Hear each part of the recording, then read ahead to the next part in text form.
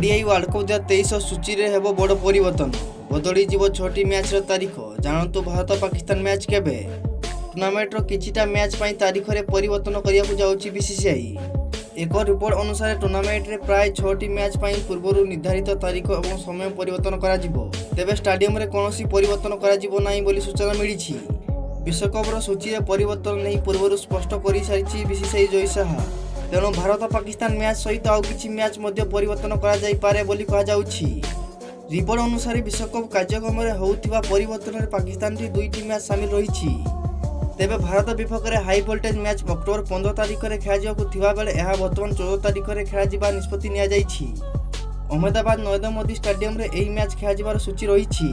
एहा व्यतीत पाकिस्तान श्रीलंका विपक्ष रे मैच तारीख मध्य परिवर्तन होइछि। अक्टोबर 12 तारिख रे हेबाकु थिबा एही मैच 10 तारिख रे हैदराबाद ठारे हेबाकु जाउछि। तेबे विश्वकप रो सूची रे संभावित एही परिवर्तन नै पाकिस्तान क्रिकेट बोर्ड को सूचना दिया जाइछि। एही सूची रे भारत मात्र गोटिए मैच तारीख परिवर्तन हबो। पाकिस्तान विपक्ष रे हेबाकु थिबा मैच व्यतीत भारत अन्य समस्त मैच सूची अनुसार खेला जिवो। एवं आपण माने हमर चैनल से जोड़ी होकु चाहत तो चैनल सब्सक्राइब कर दियंतु।